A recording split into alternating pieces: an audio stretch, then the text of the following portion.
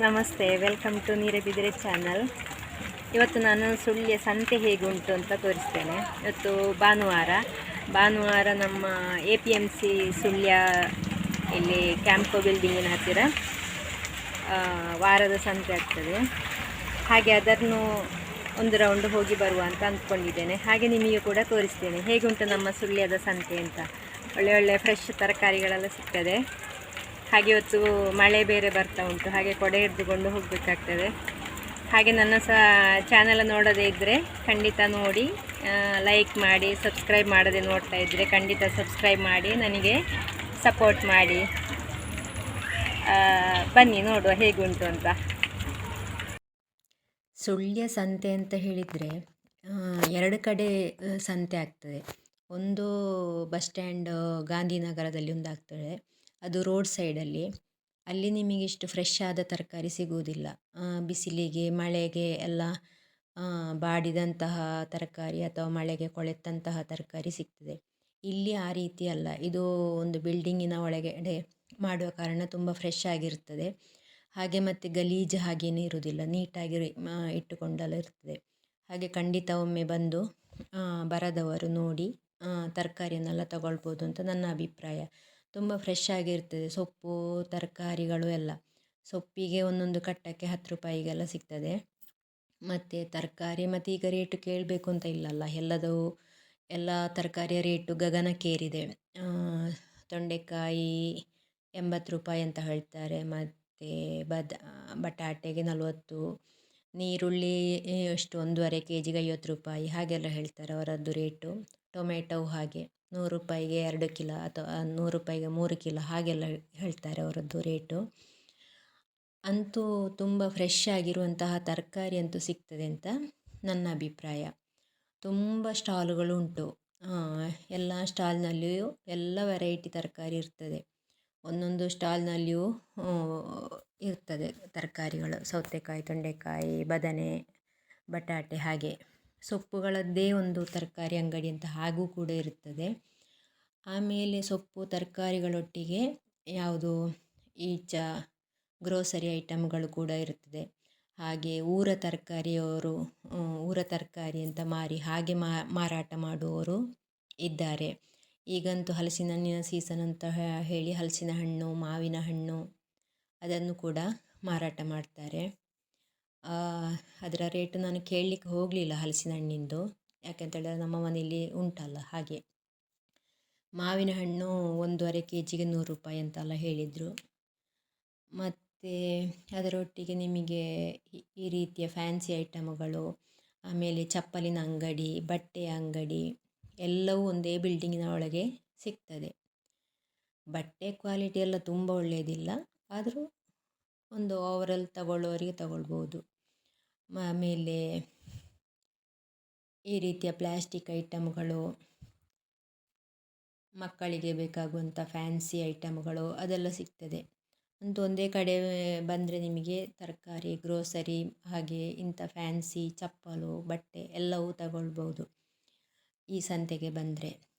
ಇದು APMC ಸುಳ್ಯ ಬಿಲ್ಡಿಂಗಿನ ಇದರಲ್ಲಿ ಇರುವಂಥದ್ದು, ಕ್ಯಾಂಪ್ಕೋದ ಹತ್ತಿರ ಆಗ್ತದೆ. ಮುಳ್ಸೌತೆಲ್ಲ ತುಂಬ ಫ್ರೆಶ್ ಇತ್ತು. ಸೊಪ್ಪು ಕೂಡ ಹಾಗೆ ಥರದ ಸೊಪ್ಪು ತರಕಾರಿಗಳು ಎಲ್ಲವೂ ಸಿಗ್ತದೆ. ಯಾರಾದರೂ ಇಷ್ಟರವರೆಗೆ ಬರದೇ ಇದ್ದರೆ ಖಂಡಿತ ಬಂದು ನೋಡಿ. ಹಾಗೆ ನಿಮಗೆ ಫಂಕ್ಷನ್ ಟೈಮಲ್ಲೆಲ್ಲ ತುಂಬ ಒಟ್ಟಿಗೆ ತಗೊಳ್ಬೇಕು ಅಂತ ಇದ್ದರೆ ಆವಾಗ ತಗೊಳ್ಬೋದು. ಈ ಅಂಗಡಿಯಲ್ಲಿ ಊರ ತರಕಾರಿ ಜಾಸ್ತಿ ಸಿಗ್ತದೆ, ಹಲಸಿನ ಹಣ್ಣು ಮತ್ತು ಊರಿನಲ್ಲಿ ಬೆಳೆದಂತಹ ಬೆಂಡೆಕಾಯಿ ಅಂಥದ್ದೆಲ್ಲ.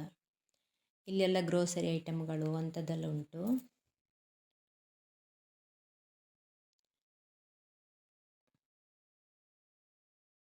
ಹೇಗುಂಟು ಅಂತ ಹೇಳಿ. ಹೋದವರು ತಗೊಳ್ಳುವವರು ಹೆಚ್ಚಿನವರು ತಗೊಳ್ತಾರೆ, ತಗೊಳ್ಳೋದಿಲ್ಲ ಅಂತ ಅಲ್ಲ. ಫ್ರೆಶ್ಶು ಹರಿವೆ, ಕೊತ್ತಂಬರಿ ಸೊಪ್ಪು, ಹಾಗೆ ಪುದೀನ, ಹಾಗೆ ಸಬ್ಬಸಿಗೆ ಸೊಪ್ಪೆಲ್ಲ ತುಂಬ ಫ್ರೆಶ್ ಆಗಿ ಸಿಗ್ತದೆ. ಈಗ ಅಂಗಡಿಗೆ ಹೋಲಿಸಿದರೆ ಸ್ವಲ್ಪ ರೇಟ್ ಕಡಿಮೆ ಅಂತ ಹೇಳ್ಬೋದು ಸಂತೆಯಲ್ಲಿ. ಹಾಗೆ ಮತ್ತು ಫ್ರೆಶ್ ಕೂಡ ಸಿಗ್ತದೆ ನಮಗೆ. ಹಾಗೆ ಬರದೇ ಇದ್ದವರು ಖಂಡಿತ ಬಂದು ಒಮ್ಮೆ ನೋಡಿ ತಗೊಂಡು ಹೋಗ್ಬೋದು.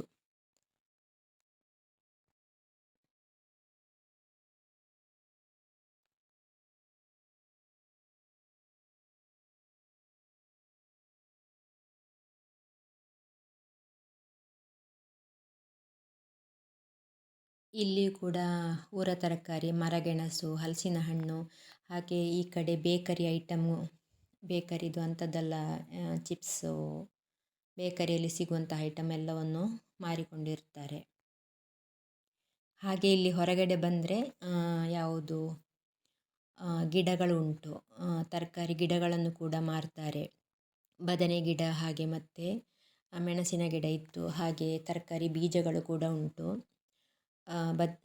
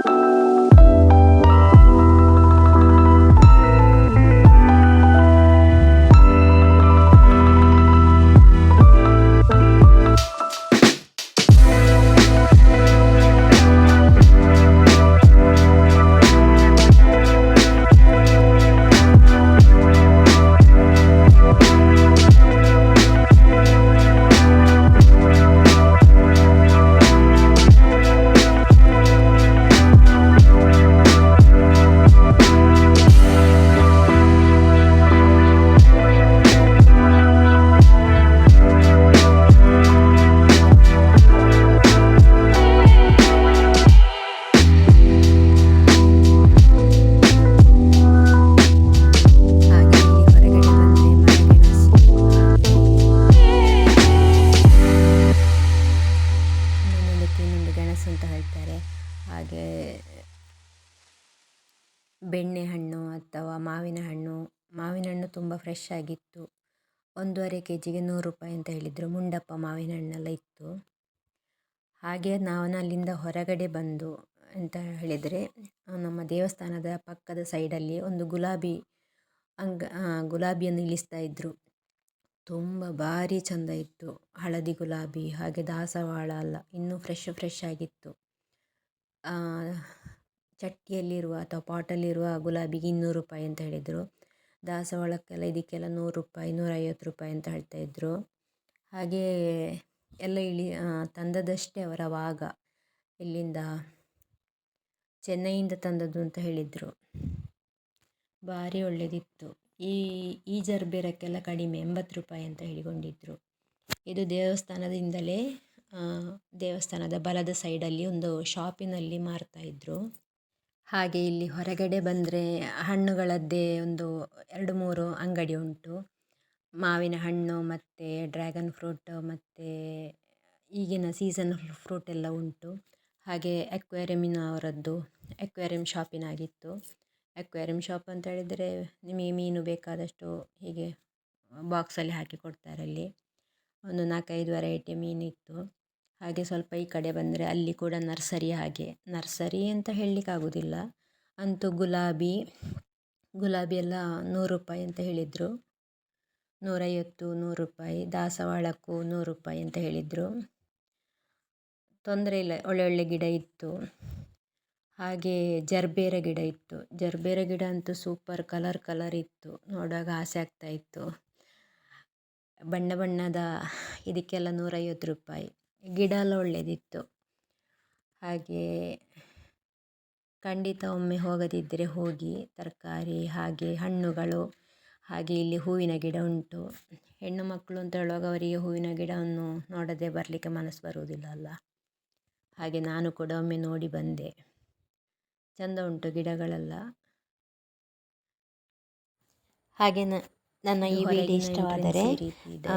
ಲೈಕ್ ಮಾಡಿ, ಶೇರ್ ಮಾಡಿ, ಕಮೆಂಟ್ ಮಾಡಿ, ಹಾಗೆ ಎಲ್ಲರಿಗೂ ಶೇರ್ ಮಾಡಿ. ಸಬ್ಸ್ಕ್ರೈಬ್ ಮಾಡದೆ ನೋಡ್ತಾ ಇದ್ದರೆ ಸಬ್ಸ್ಕ್ರೈಬ್ ಮಾಡಿ, ಸಪೋರ್ಟ್ ಮಾಡಿ. ಹಾಗೆ ಈ ವಿಡಿಯೋ ನೋಡಿದ್ದಕ್ಕಾಗಿ ಧನ್ಯವಾದಗಳು. Thank you.